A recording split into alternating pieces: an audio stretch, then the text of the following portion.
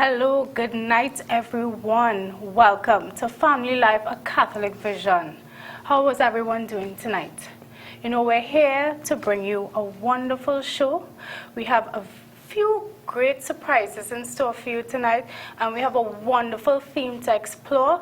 But first, we'd like to thank you for joining us here tonight, tuning in to Family Life, a Catholic Vision. And let me get into it one time, because this show is going to be a very packed show. So tonight we have two very special guests with us, and I don't know if I should say that they're guests or maybe I'll just introduce them. So tonight we have Mrs. Trisha Sims, who is the Executive Coordinator of Family Life Commission. So welcome, Trish. Thank you. And we have another person here tonight, a very dynamic, supportive, when I tell you supportive person here with us tonight. He is the Vicar for Family Life Commission. And we have, surprise, Bishop Robert Lianos here with us. Welcome, Bishop. How are you? Thank you. I'm good. So tonight, as you can see, I mentioned Trisha from Family Life Commission, Vicar, who's also Bishop, who's also the Vicar for Family Life. So we have our little family here with us tonight, hosting for your family. So this is a real family life show tonight, you know, for the last show of the year. This is truly family life oriented. We would like to extend congratulations to our fourth member, who is Crystal Johnson, who just recently had a beautiful baby girl. So congratulations, Crystal. I am almost positive you're watching. I always have her support. So we just want to tell you a special congratulations, guys. Congratulations. That's right, to Crystal and Christian. And Christian. Yes, and Christian. Can't have one without the other. Yeah. You can do it all alone. You can do it all alone. So, you know, this tonight is really, call your family, call your friends, tune in. We have a wonderful show, as I said before, tonight for you. So let me make mention of the theme. We will be discussing tonight the shared experiences that these two people had, you know, to share with us on the World Meeting of Families that happened in Philadelphia in September. Yes, so they both attended this conference, and from what I heard and from what I saw, it was really something to, you know, to be a part of. There were so many workshops and so much people. It was truly dynamic. But guess what? We get to live vicariously through Bishop and Trisha here tonight, because they're going to share with us their experiences. So before we actually get into the content of the show, we want to share with you an opening prayer, you know, a performance that was done by Andrea Bocelli, and he sung the Lord's Prayer. So let's look at this clip. Yes?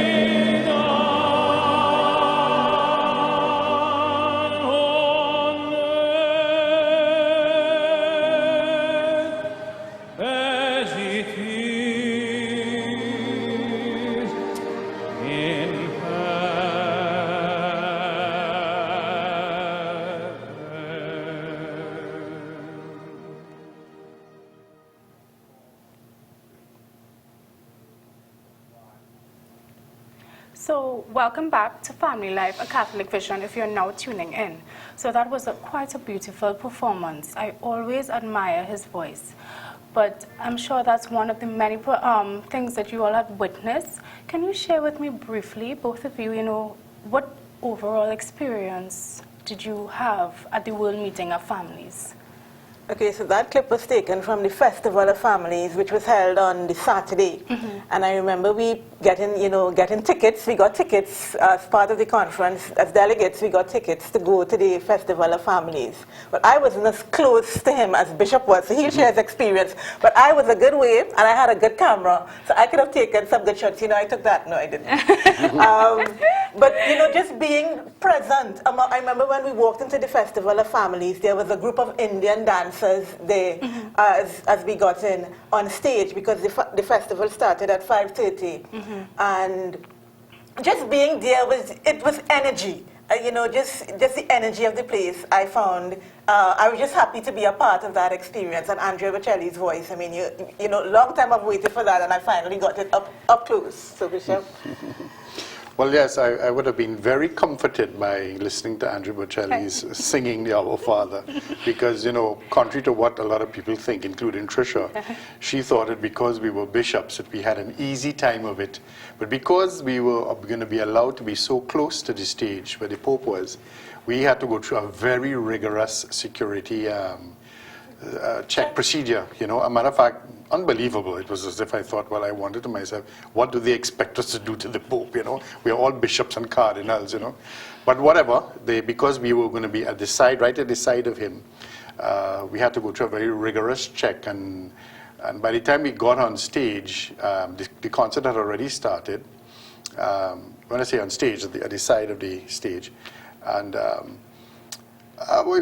have to say we were a little bit harassed, but not to do with the occasion, but with all the things that they had us doing and standing up for long periods of time and indecisiveness and so on.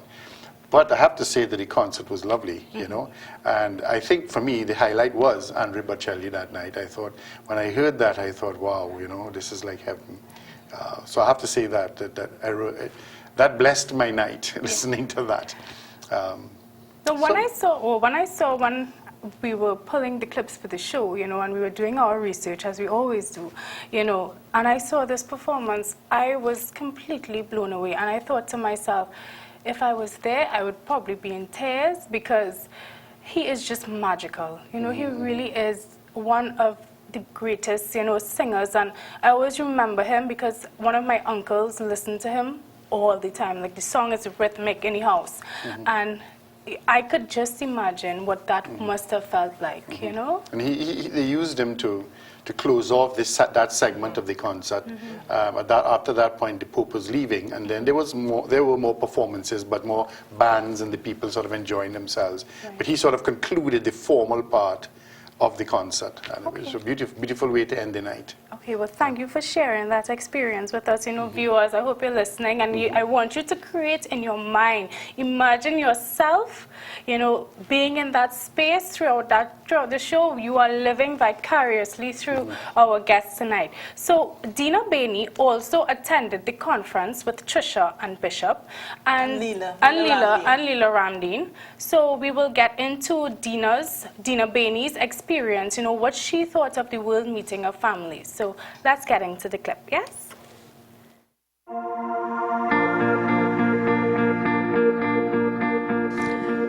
For me, I'm in awe.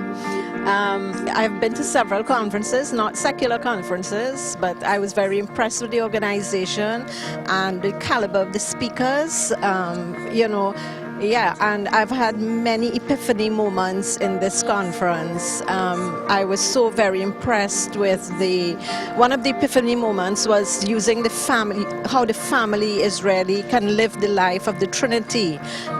When the speaker talked about communion of persons, I was also very impressed with when they talk about how in one of the breakout sessions where how husband and wife can relate to each other, so that even though we may not have time to pray together when leaving the house, you can just touch him and say a little prayer, and pray to God that he's safe and bring him back safely, and even with your kids, so all in all, I have been very, very impressed with the content and with so many ideas that you got that you can take back and just share with families. Yeah. So, welcome back again. That was Dina Bainey, who is the Executive Assistant of Bishop Robert Lianos. So, as you can see, Dina shared with us, her personal take on the conference and what really moved her. So, this extends the question to you. Now, I know there were a lot. Now, there's this book here that Trisha brought back for me to read. This book, yes, it's in 5 languages, but this book was all workshops, all breakout sessions, and she's like, yes, you could read this book. And I'm like, oh my goodness, I don't even know where to start. But this is all the workshops and breakout sessions that they were exposed to. So which one would you say, which workshop really made an impact on your life? Well, I have to say the one that made greatest impact, it was a keynote address. It was one of the feature speakers by Cardinal Tagle. I think that one, it was the family home for the wounded heart. And I think why it made such an impact, because a lot of times we think families is all about niceness. But it showed that in family, but the opposite of that is what happens in family, the struggles and the woundedness and so on. And when he shared on wounds come from the family, but wounds also brings the family comfort and healing. That sharing on, the family being, and Jesus showed us his wounds. So, we mustn't be afraid to show our wounds to others, especially family members. That for me made the greatest impact in terms of, they were all good, but that one really stands out for me. So, yes, Bishop. What was the song he sang again? A home is not a home. Yes. Are you going to sing for us? No. It was a song from Bishop's time. Oh, okay. Short while ago. Yeah. A home is not a home, yes. All the verses sing about the things that must happen in a family that make a home a home. In other words, it's not the building. Right. It's the relationships right. that make it a home. Okay. He was excellent. I agree with Trisha, actually. I think that was also for me the highlight for me. But I thought all the feature addresses were very, very special, Bishop Robert Barron, Professor Helen Alvarez, I think. Yeah. I think all of them were special in their own way, In terms of the workshops, I went to 2 very dramatic workshops that I can recall. I can't remember one of them.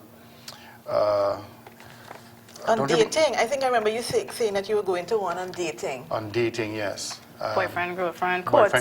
Courting and dating, okay. I went to that one, and people say, but why did Bishop go to a workshop on dating? Well, share with us.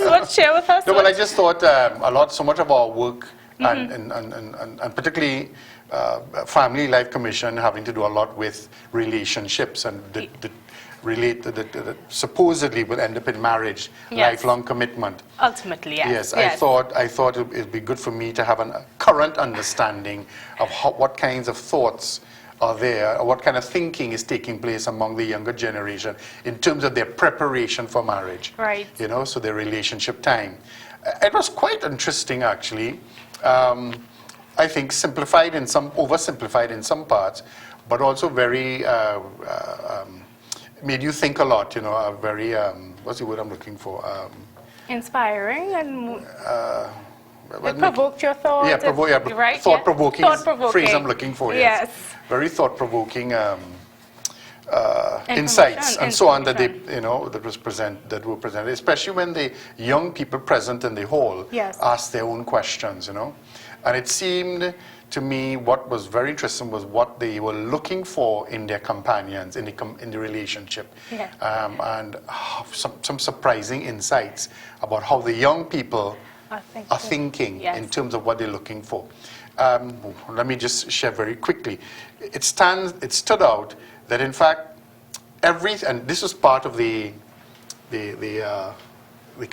interestingness. I don't know what word I'm using here, but anyway, of the session, because they said all the right things about what they're looking for in a companion or in a boyfriend or girlfriend and what they would like, but they all confess that the behavior in effect to accomplish the opposite.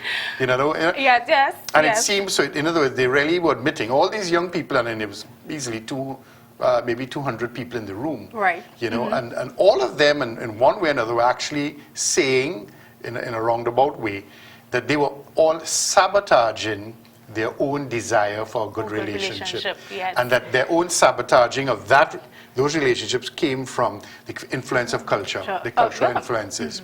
So, you know, they're saying, I know what I really want, I know what I need for a good relationship, but I find myself doing all these other things that the world tells me to do, which in fact sabotage the very thing I'm looking for and desiring. And I thought that was quite an insight coming from them, because it came from them. Yeah, you know, because they were being honest. It gave them a forum where it is they could express themselves, and obviously they felt comfort and they felt trust, where it is they could openly share that this is where I am, this is where I want to be, but this is what I'm doing.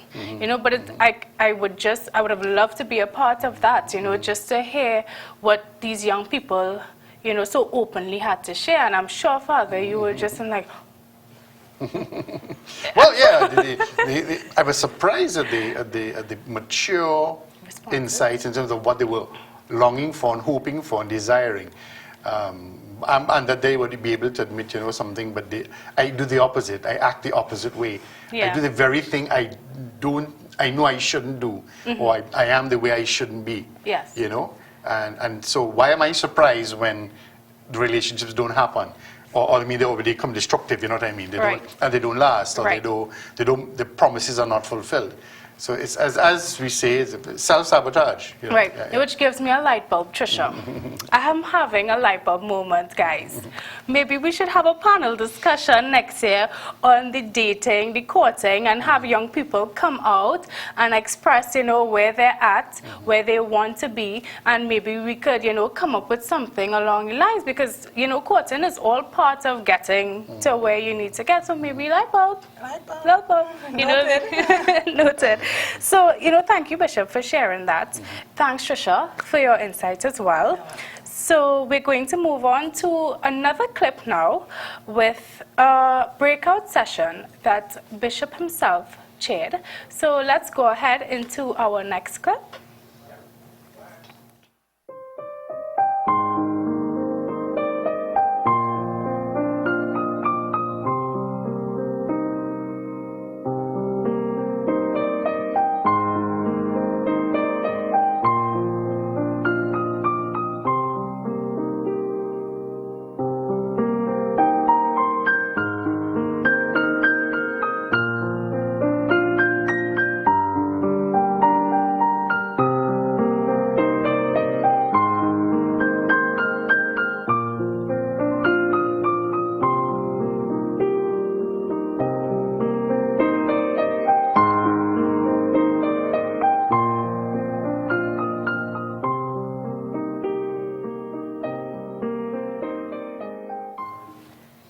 So welcome back, guys, audience, viewers, you know, welcome family and our dearest friends to the show. This is Family Life, a Catholic Vision.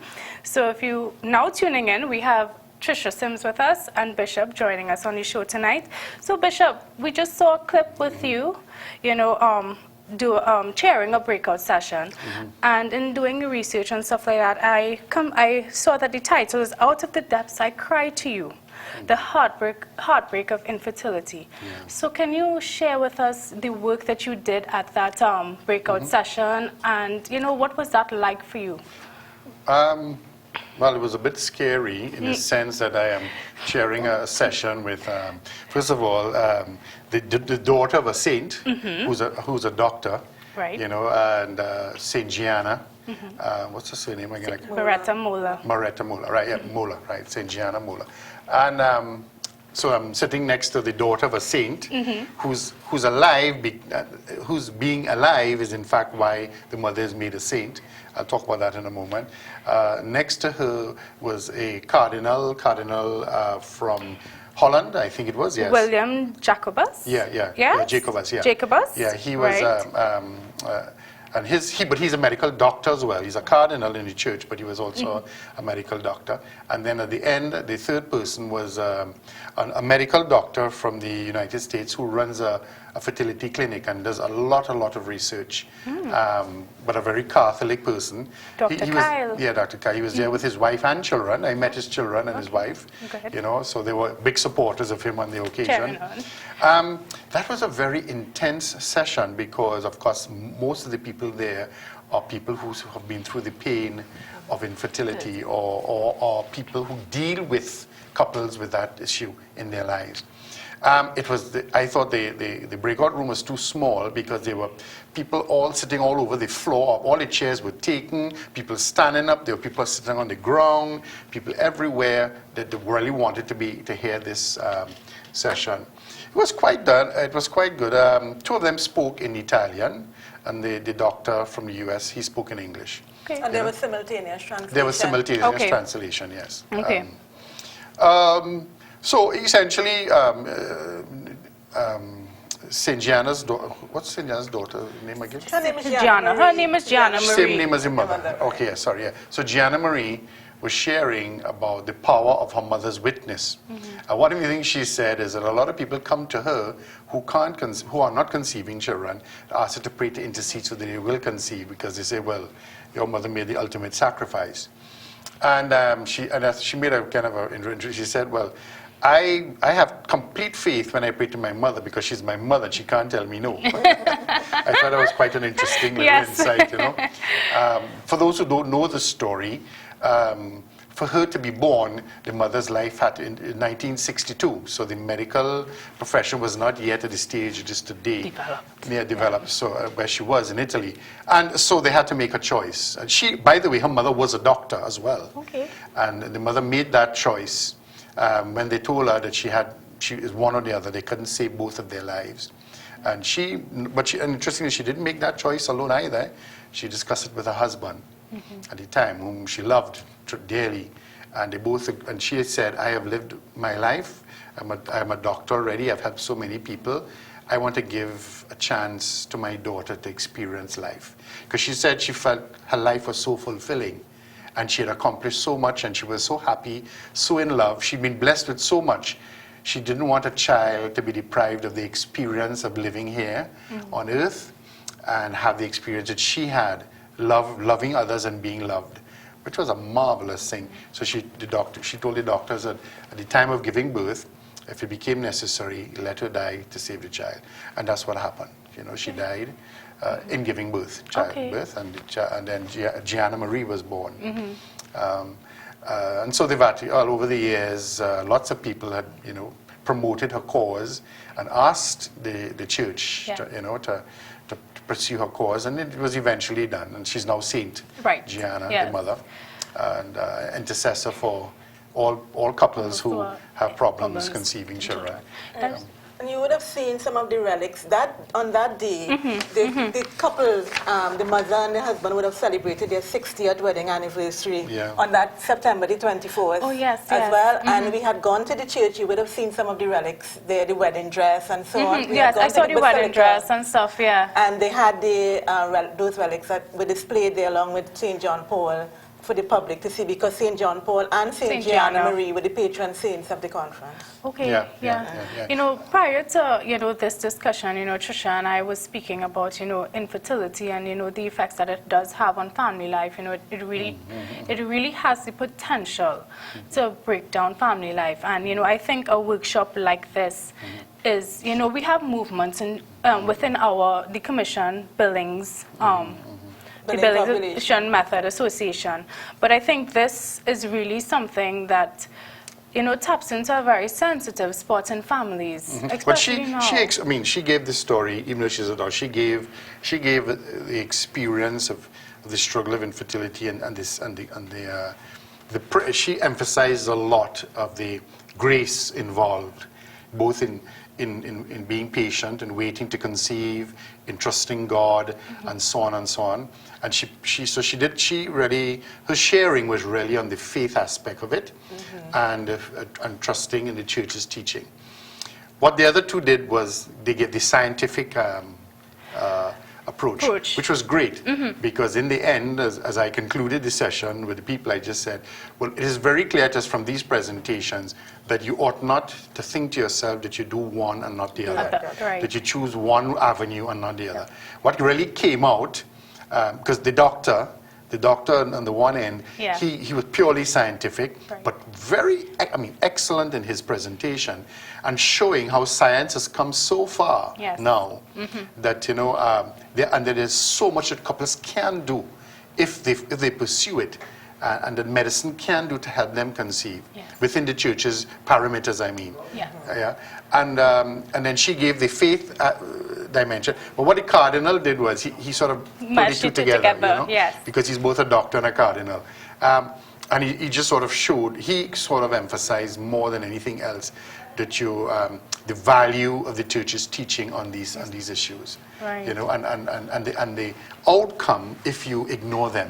Right. Into both, and particularly in terms of family life and the future of family, So it was quite good, quite interesting. Quick question: how did you come to be? How did this? Well, let me phrase this better. Did they choose you to do they this? they asked. Oh, they asked you. Oh, okay. Because Yes. I wanted to know if it is you were able to select your breakout sessions, and if it was. No, But I realized they chose you to No, do they this. chose us from long before we reached there. In Trinidad, they sent requests to different bishops Okay. and persons if they would be willing to chair a session and so on. Yeah. So when you got that request, what was your first thought, Bishop?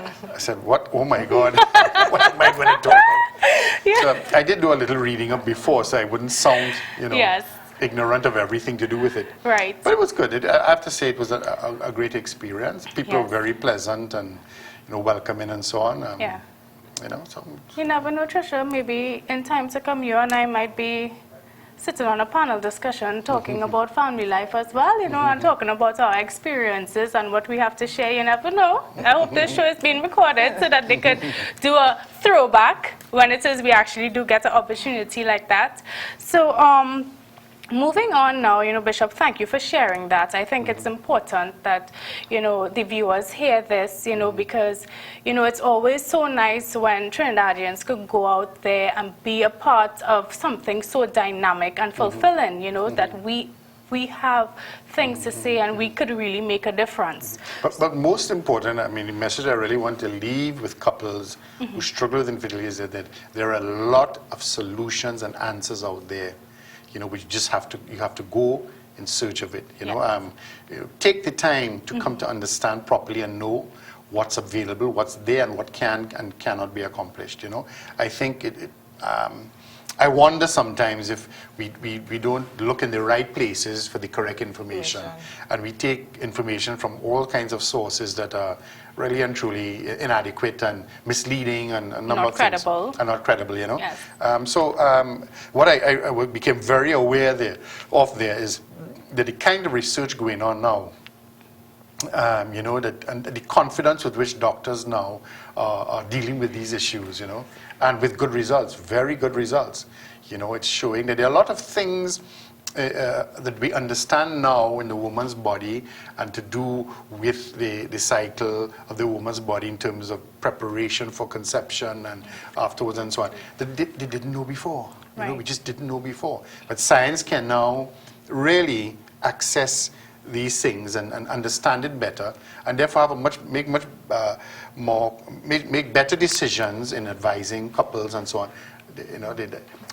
One of the things he talked about was NAPRO technology, was it? yeah, NAPRO? what's it called again? NAPRO technology. NAPRO, I can remember the phrase, yes, because that's the big research that he's doing in his clinic. That's Dr. Kyle. Okay. And the success they're having with it. Okay, well, so- viewers, I'm sure you're getting a lot of information here from Bishop and Trisha. If you know a family or maybe a mother who is facing these problems, you can always call us at the Family Life Commission. Our contacts are running below the screen, or even, you could pray to Saint Gianna.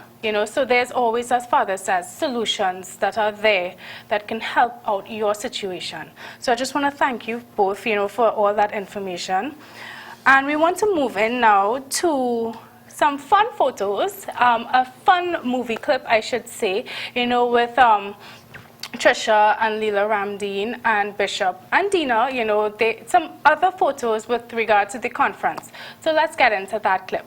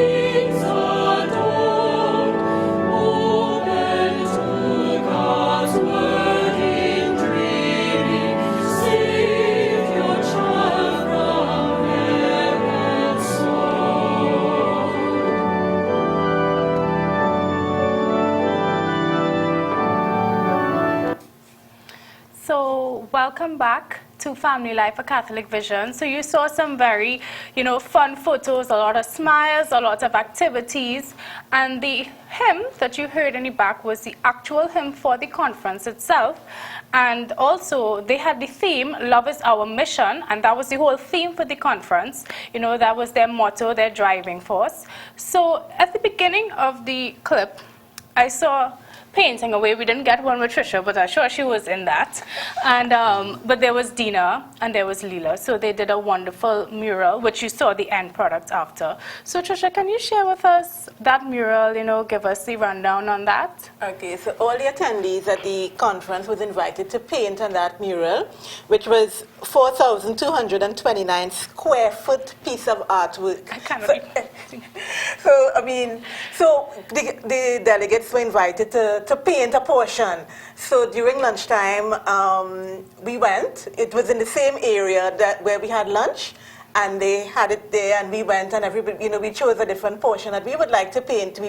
They gave us overalls and the paint, and showed us where, you know, we could have chosen where we wanted to paint. So that was the mural, and it is being hung at the St. Malachi School and an Independence Mission School in North Philadelphia. So it was presented to Pope Francis at the Festival of Families, and it's it should be put up now at one of the schools in Philadelphia. But that was really a fun experience. Yeah, it looks like a fun experience. I mean, it sounds like paint by numbers kind of thing, but yes, it sounds like a fun experience. Now, in that clip as well, there was the closing mass. Now, I overheard, well, Trisha, I can't even begin to share with you viewers how Trisha explained this closing mass. But in a very short sentence, it was like Tribe Carnival, ban on a Carnival Tuesday. Everywhere was just filled of people. It was just hundreds and thousands of people. It was like Carnival Tuesday. So, I mean, Trish, I know Bishop would obviously have a different experience than Trish, but let's hear from Trisha trying to get into that closing. Well, the closing mass, they were expecting 1.5 million people. Wow. So I said I would go shopping that morning, and we would leave at 12 o'clock. We were, Benjamin Franklin Parkway, we were like 20 minutes away from where it was. But when I was going, I remember seeing a lot of groups coming. I said, where are they going? Where are they going so early, you know? We had said we would leave at 12 o'clock. The mass was supposed to be at 4? Yes. 4 o'clock. So we would leave at 12. It takes 20 minutes to get there. Thinking about the night before when we went to the Festival of Families. When we left, so when I got back to the hotel, I saw Leela and Dina there. Where were you? And they were kind of a little agitated. So I was saying, well, okay, well, why you all fussing? We're going to go now, you know. We started to walk.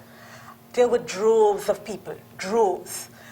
And on all the streets, we were on a street that was in the orange zone. Our street was blocked off since the Thursday before. Our hotel was in an orange zone. Okay.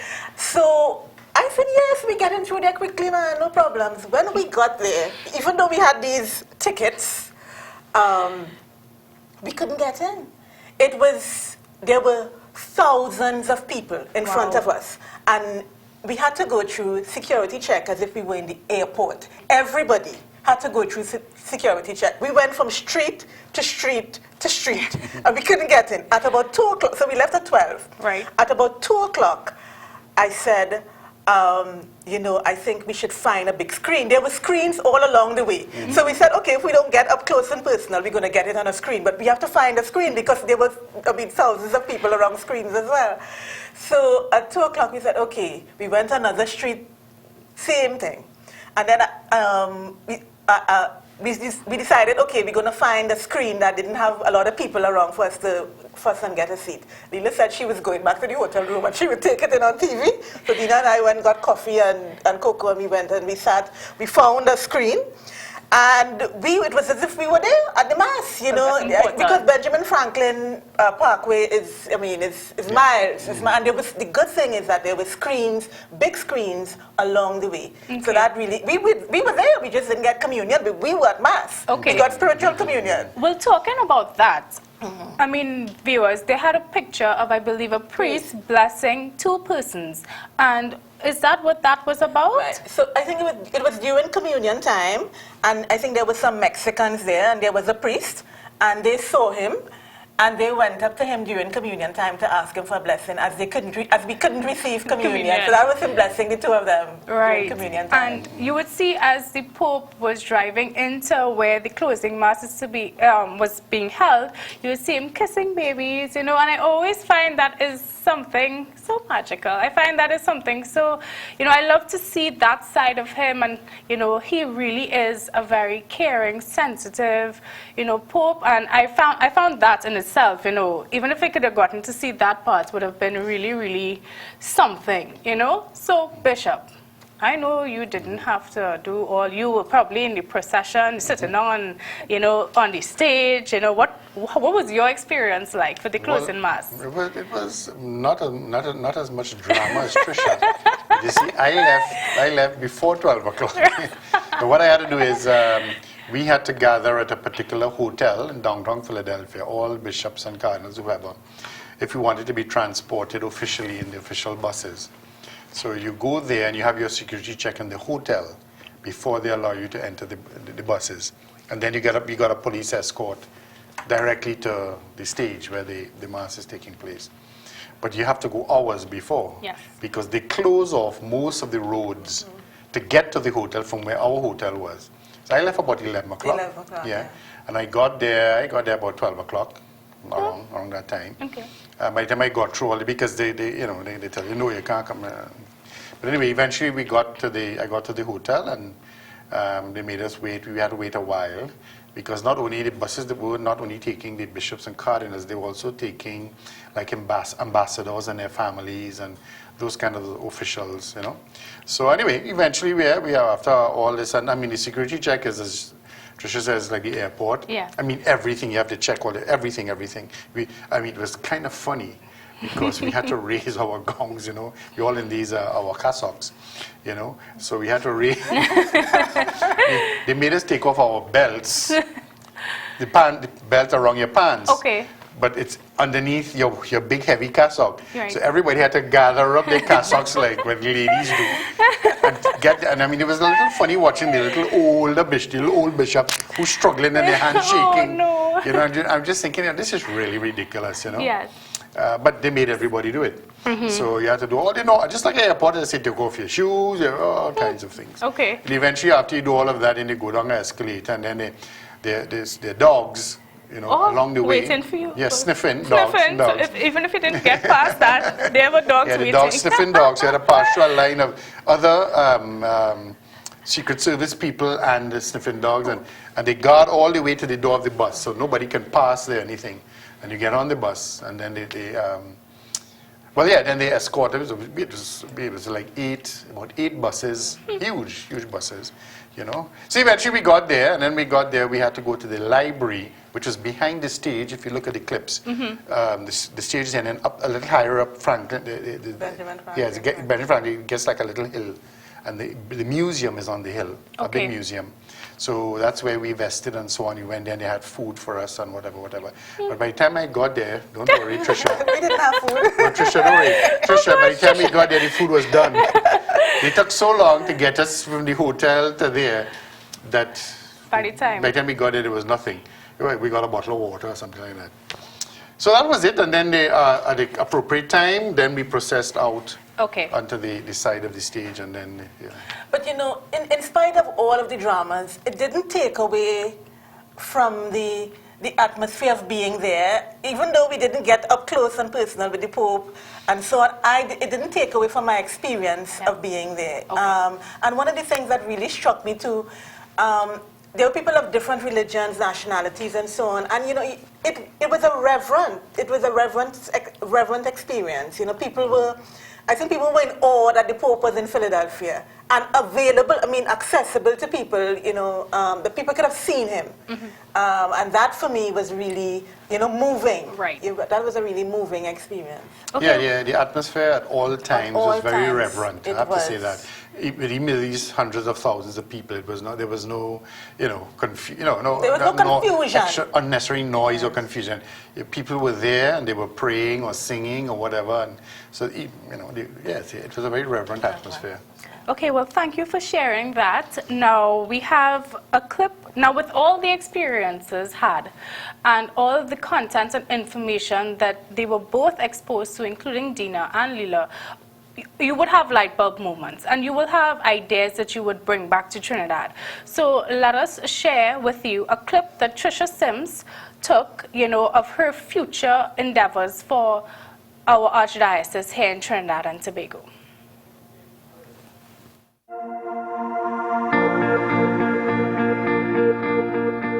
Forgiveness is possible. I think a lot of times we think, and yet at yesterday's breakout session, it was, the one I attended was on forgiveness in the family, and it dealt with it's offering forgiveness and seeking forgiveness, and the fact that we need to offer forgiveness, to say I'm sorry. I think this is something that we can take and teach people to do. That's one of the things I really valued. Another session I had attended, I think it was the 1, 2, 3s of financial in the family, finances in the family. And sometimes we think people know how to manage their monies and so on. And I think I got some practical steps in terms of managing your family and managing the finances in the family. Even as a Caribbean person, the whole thing about well, I think money is a universal. We need money, but we also need to know how to manage it, because across the world, it's a global problem that many families face financial crises, and that's one of the finances can break down a family. So, using different steps, you tailor it to your situation, but how to save, how to use money effectively, I think that for me was a real eye-opener. Practical tips in parenting.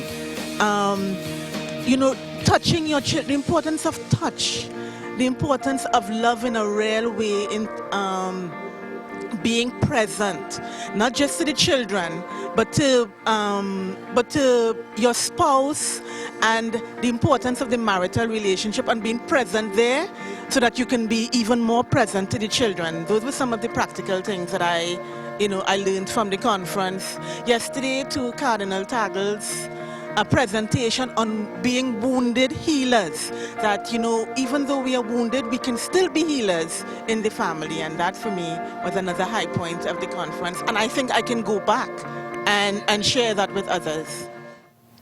Okay, so welcome back again. So coming out of this experience, you know, both of you, and of course the World Congress of Families and the Synod on the Family, which recently concluded, you know, all these plans developed, and as I said, a lot of ideas are coming to the surface. What is the next practical step for family life development in Trinidad and Tobago? In terms of, well, coming out directly out of the conference, we had the panel discussion on pornography in October during Justice and Peace, Respect, Justice and Peace Week, hosted by the Social Justice Commission. So that was one concrete thing.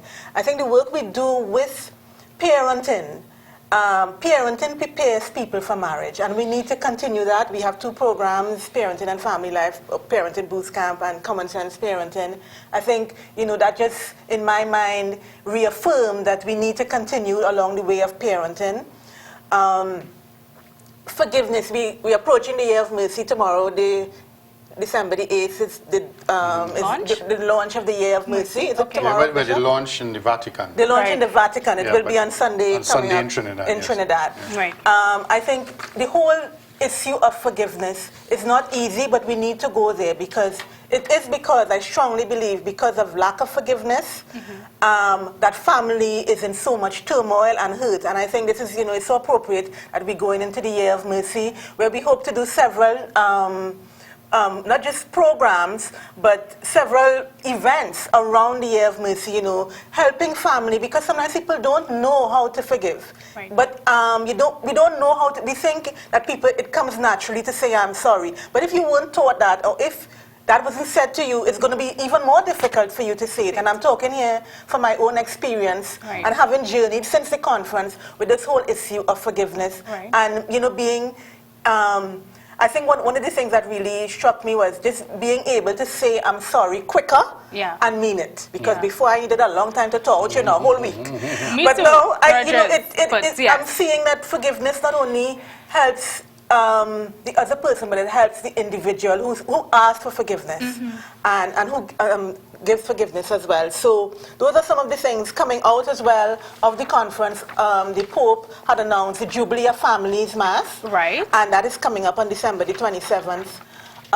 In our cathedral. In our cathedral, yes. newly rededicated cathedral coming up there. So we'll talk a little bit more about that, but maybe Bishop will want to share what are some of the things he sees coming out of the conference.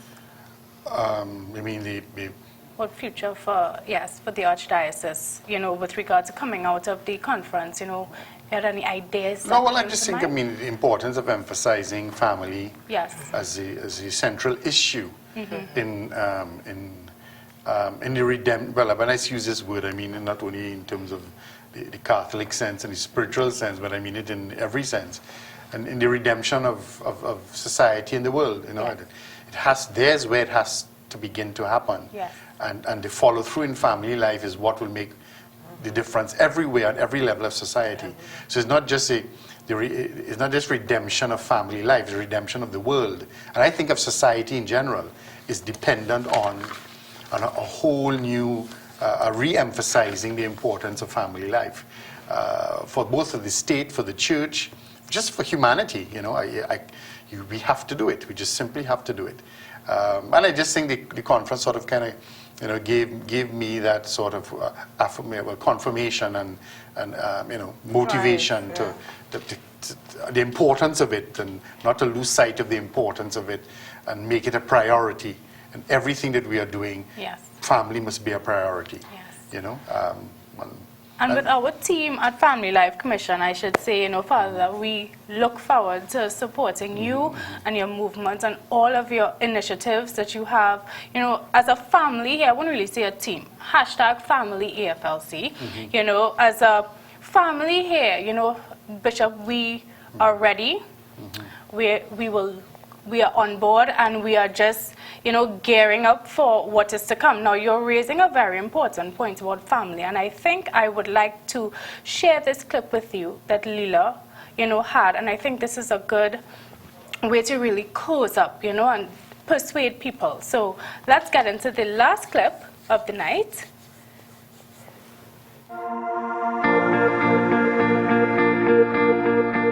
This is a marvelous opportunity. I think 1.5 million people are expected to be here in the city for this event. And, you know, just walking through the exhibition hall, looking at all the exhibits, it's amazing how many different Catholic organizations and groups that exist around the world, and many of them have exhibits here. It really is an opportunity for us to promote family life. We're living in a time when families are under threat at all levels, from cradle, from the womb to the tomb. As the chair of the Catholic Commission for Social Justice, as you know, one of the key social justice principles is family. The family, as I said in a recent article in Catholic News, is the basic cell of society. If we don't have the fact, our nation, Trinidad and Tobago, is only as strong as our families and the individuals within our families. It's within the family that we learn about love, we learn the kind of values that we wish to inculcate in our society. And I think this gives us an opportunity as a church to reflect on what kind of society we wish to build. And that means we have to reflect on what kind of society God intended. And if He intended us as families to be strong, to reflect gospel values, you reflect on what it is that makes a family. Are we caring, loving, compassionate, generous families? Are we teaching our young ones the faith? Are we passing on our faith? That's the way in which we're going to strengthen Trinidad and Tobago. So earlier on, Trisha mentioned the Jubilee of Family Mass that will be held on December the 27th at the Holy Cathedral. Now we're inviting you to come out, bring your family, bring your friends. It's going to be a day, you know, focusing on developing and strengthening family life in Trinidad and Tobago. It starts at 9:30 and that is on December the 27th. Bishop, can you share further with us? Yeah, well, it's the 27th. It will be, remember, Christmas weekend, and it's the Feast of the Holy Family. So it's on the Feast of the Holy Family. Families are invited to come as families, most important, to experience a celebration in which families are called to reconciliation, forgiveness, healing, and so on. Now, there will be a preparation leading up to the 27th. So you can look into your Catholic news. On December the 20th, there's going to be a pullout in the Catholic news. Yeah, December the 20th. The weekend of the 20th, there will be a pullout, and it will have all the explanation there. Yes. Most important, it will have a number of questions for families to consider, and which they will write. They could write their answers, and on the day when they come, they will pass through the Jubilee door, the door of mercy. Okay, so the families will pass through that door, and they will leave what they have written in a receptacle there, and then the beginning of the Mass, one family representing all the families will do the exercise that is provided for reconciliation of families. Okay, and then the Mass will be is organized by the Family Life Commission and the Couples for Christ community. And the whole Mass will be done by families, you know, members of the families will be doing all the things, all the parts of the Mass. His Grace will be the chief celebrant. I will be there as well, and His Grace will be the homilist. What is to be remembered is that because this is a Jubilee year, it's a Jubilee year of mercy. Yes. So it means that every family and every member of every family will be able to obtain a plenary indulgence. Right. Plenary indulgence is, I always smile when I say this, time off from purgatory. Right, you know, so plenary indulgence means that you will get some time off from your purgatory sentence if you don't go straight to heaven. But it's more than that. It is plenary indulgence means also that you're being a certain amount of special graces will be poured into your life to make you for your transformation and healing and conversion. Okay, so what you have to do is you have to first of all make a pilgrimage to the cathedral to go through the door of mercy. You have to go to the sacrament of reconciliation, and you have to go to communion. And you have to, well, if you attend the Mass, you'll be doing this already. You'll be saying the creed. Okay. You have to recite the creed in the location of the pilgrimage. And you say, one Our Father, one Hail Mary, and one Glory Be for the Pope's intentions for the Jubilee year. And that, from that, you obtain the penal indulgence for yourself. Okay, and if you do it as a family, you obtain it for the family. You know, so it's really worth doing. You don't have to have confession on the same day, but you just have the confession nearby the time, and you receive communion on the day, and you do the rest of it on the day itself.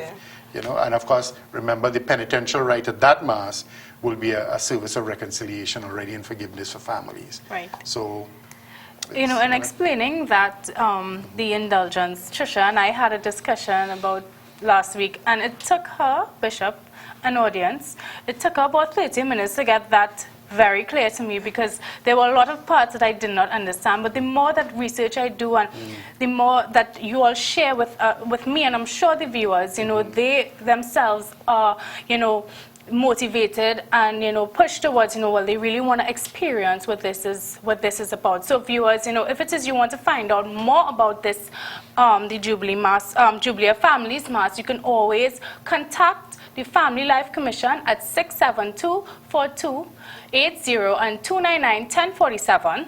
You will see the contacts coming up on the screen.